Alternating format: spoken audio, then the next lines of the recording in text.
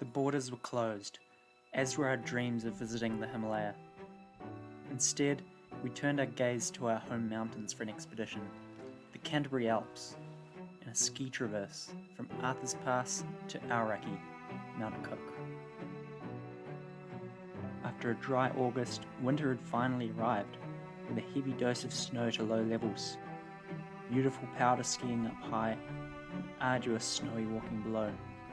But we'd come for an adventure.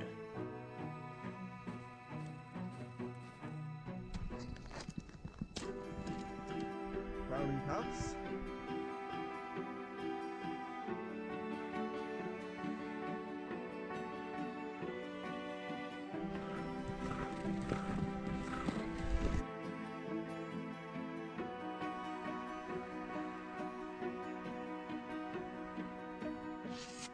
First night in the tent. Gear explosion. Reg has some very wet socks. The Clark saddle. Yeah, what? About 1,600 metres. Morning. First snow camp.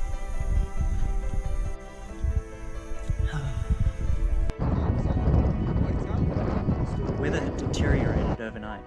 Navigation in the building storm was intense. At Hokitika Saddle, we made a quick decision to descend to the west coast. It's a nice camping.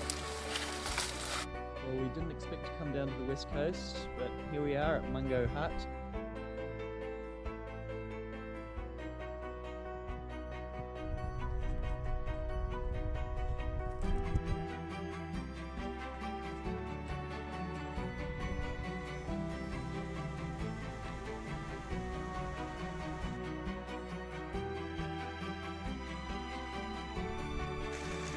Absolutely soaked.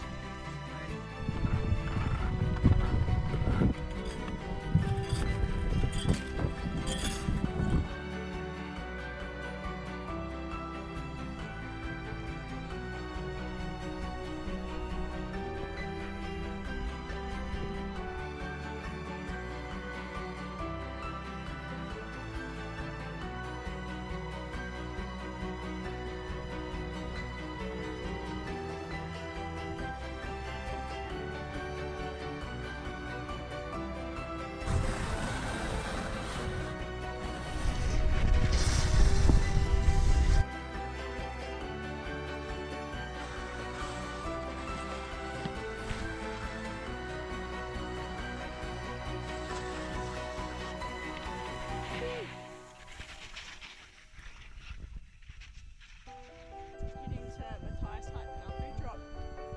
Yeah. Camping.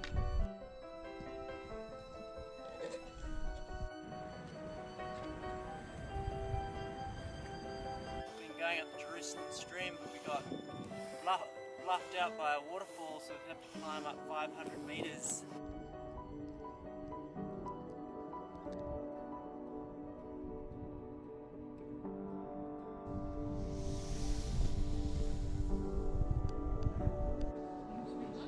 Moving into a new accommodation.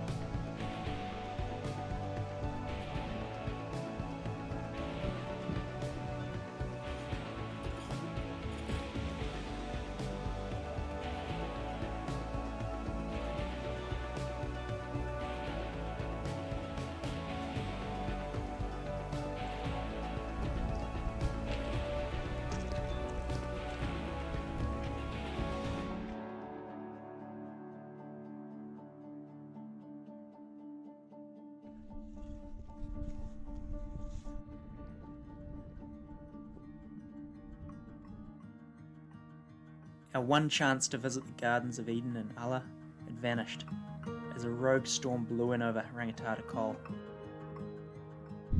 White out skiing. Woo!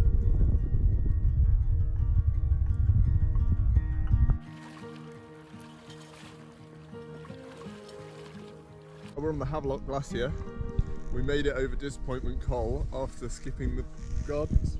We were supposed to be going to the gardens yesterday, but the weather had other plans. Once we reached St Winifred's Hut in the Havelock Valley, a series of northwest storms swept over us one by one, bringing snow, rain and wind, testing our patience to wait for safe conditions.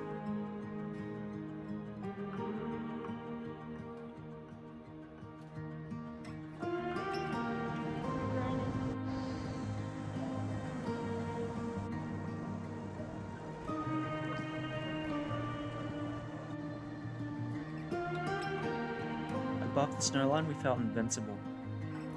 Below the snowline, battling the thick bush and the fierce rivers covered in snow, we felt susceptible.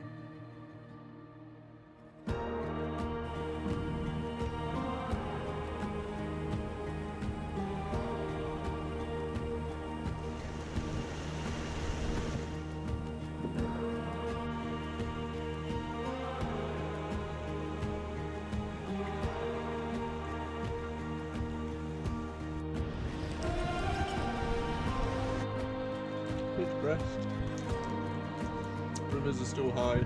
Wait till tomorrow. Again.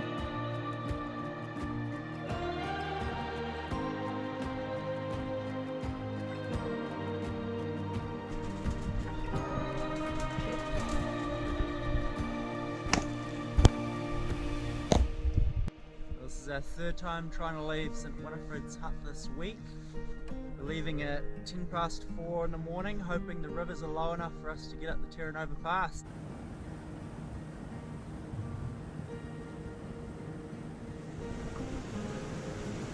Terranova Pass.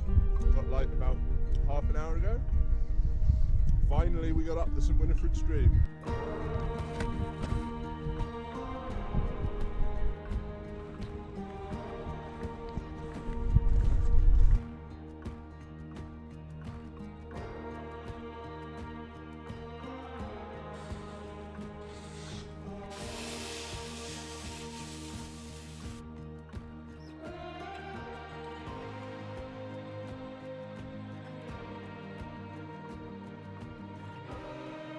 A few hundred metres ago I fell over quite slowly, didn't release.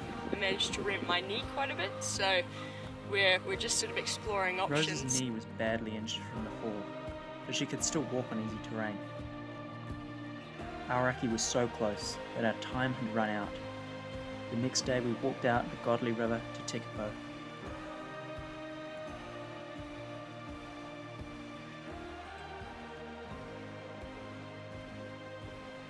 We realised that while a lofty objective might motivate us into the mountains in the first place, it should never be the primary goal. It's just an excuse to forge connections with your partners, the mountains, the weather, and yourself.